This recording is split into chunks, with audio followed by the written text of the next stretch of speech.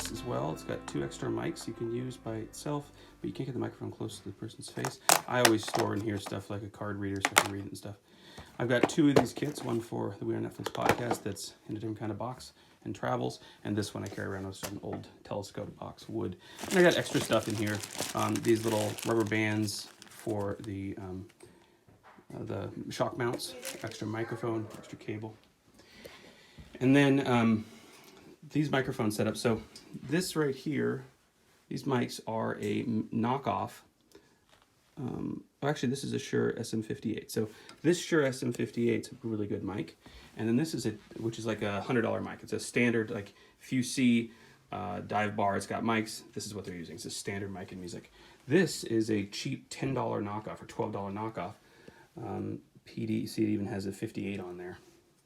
Pile PDMI C58. It has almost exactly the same characteristics as this mic. Probably same components and stuff. The one thing that's very different is this mic, the body mount and the way it's held inside, you can hand hold this and you don't have a lot of effects and side effects of handling sounds. This mic, these cheap mics, you have to have a shock mount for it. You have some kind of mount. If you touch it and work on it, it's no good. It'll be really bad. So I use my laptop for note-taking and stuff, and also for power. This little Zoom H6 requires really good, stable power. If you give it a noisy signal, it will have side effects on the lines. Luckily for me, the power output of one of these MacBook Pros is really good, and so it powers that quite nicely. When I'm running my Mac, I've got to make sure that I'm not in a situation where I'm overdriving the computer so the fans turn on. You really want a low noise. And I'll talk about this room real quick. My son's a drummer, see? So he's got a nice thick carpet there. He's got a big queen-size bed.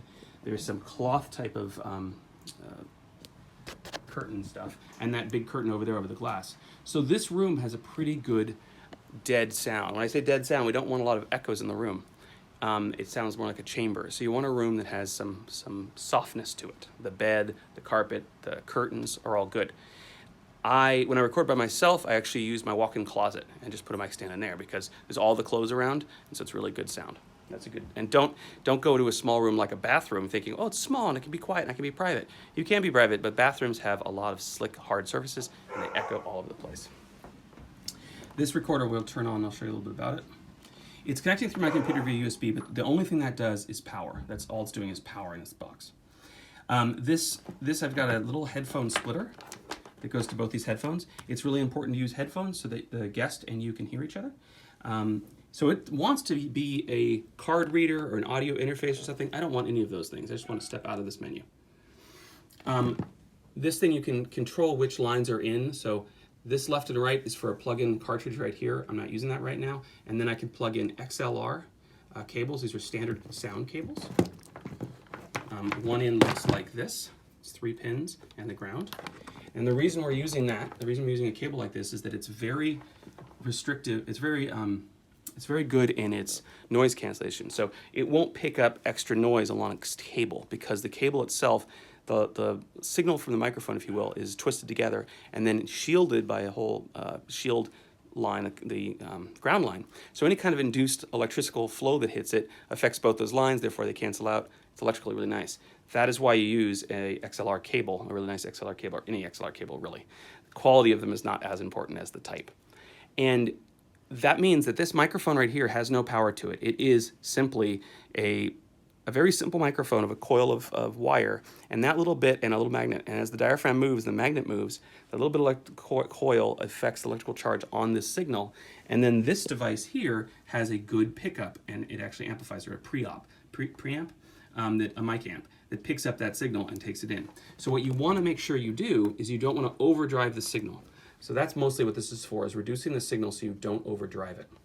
You'll notice that as I'm talking into my microphone, you see that red line? We don't want that. We never want the line to be red. So these lines are way too hot. Reduce those down. And you'll notice that actually when this thing does clip, you see that little dot happening? That little flash, that means it's over clipping. But also this meter shows that. So we'll go down to this, I don't know, somewhere in here. Hello and welcome to the Art of Change or GeekSpeak or WeAreNetflix, whatever. It's all the same setup for me when I'm remote. And then we both hear each other. I always put my guest on line 2, and I always put myself on line 1, and that really has to do with taking audio files into my system. They're not so important. You'll also notice that the setup of this thing, we're recording a file in a folder called 01. We're recording the file called Zoom 0008, and it's a WAV 44.1 and 16. Those are all settings for the audio files that are being saved. You also might notice, inside this little screen, you see there's a little blue curve and a little comp word. That means I've got a low pass filter, which means rumbling and stuff is not going to happen on this. And that's the blue line. I'm cutting off the really low end. And the comp means I'm doing a little bit of compression in the input. This compression just allows me to have a louder volume, more consistent volume. These microphones are very sensitive to how close we are. If I'm like this versus like this, it really matters. So that's one of the reasons why I have the headsets on for the guest. And I'll actually give her direction to make sure to be really close. You can almost touch your lips to these pop screens. This right here is a shock mount. It means that if this moves a bit, it won't much work on the mic. The mic is kind of floating in this cage. See, I can kind of twist and stuff. That means rumbling on the desk is minimized to the mic. That's really important for these cheap ones. Then this right here is called a pop filter, and the reason it's called a pop filter is when I say p, p, and I do a plosive sound, p, this windscreen can catch some of that air and not let it hit the mic. The mic also has a windscreen. This is just an extra mount. And the big reason I use this is that my guests are not trained on microphone use, and sometimes I get sloppy as well. The way your air hits it really matters. And this just gives a little bit more forgiveness. I think that's it on the setup. You'll notice that I've got boom arms. The big reason I have boom arms is that I don't have to have stands on the floor, so the floor is more clear.